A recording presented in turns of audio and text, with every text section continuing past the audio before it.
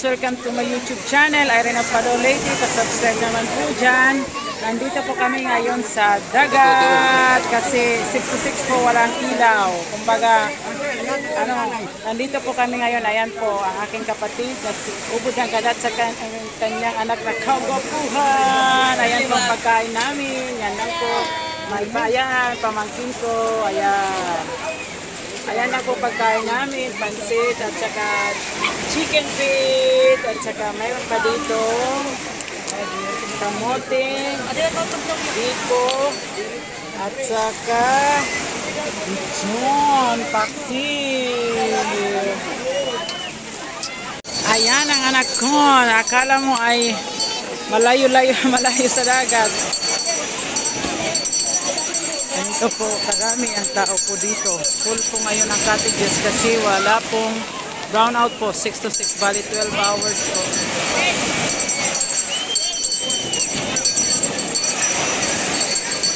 Ayan po.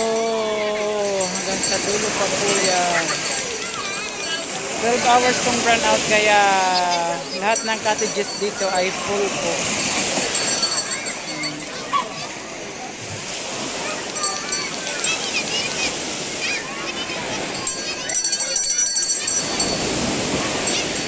Sige na, tagay na.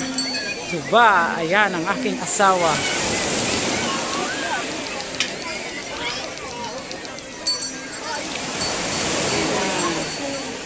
Ayan po ang aking pangatlo.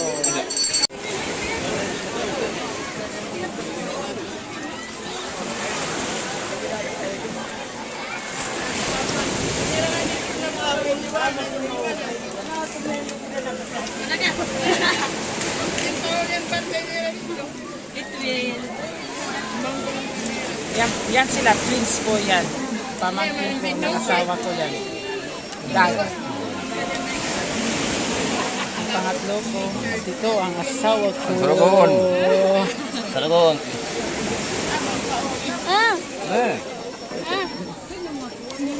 Tayo uyab na.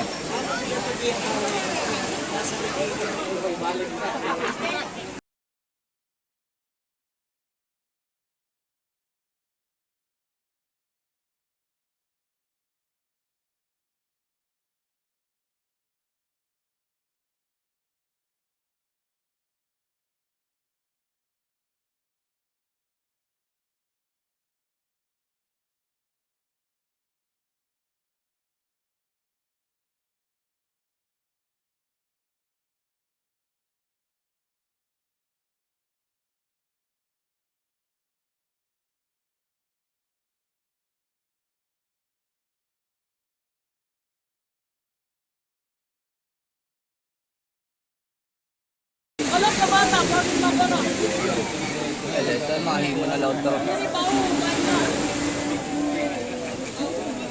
Shout out!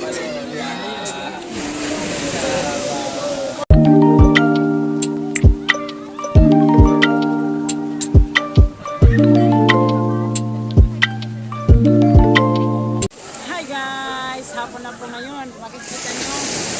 Hapon na lang pong tao. Kasi nagsiksikan na po mga tao. Kaya, ang mga punto na lang po. Tingnan nyo. Ang mga tao dito sa dagat yung tinaran kasi hapon na po. Magpo 4 o'clock na po. Kaya medyo, pakunti na lang po ang tao. Ayan. Kanina po, puno to. Wala po dito, wala pong bakante. Tingnan nyo, tara ate. Shout out sa aking photographer na ating pamangkin. Asel! Shout out sa mga kaibigan ko dyan sa Kuwait. Nandito pa ako. Itong beach na ito, malapit lang po sa aming walking distance lang po. Kumbaga, kami coastal area. Kaya nung mag-Yolanda, ganito po ang kung totoo sa itong dagat na ito, ay nakakito. Kumbaga,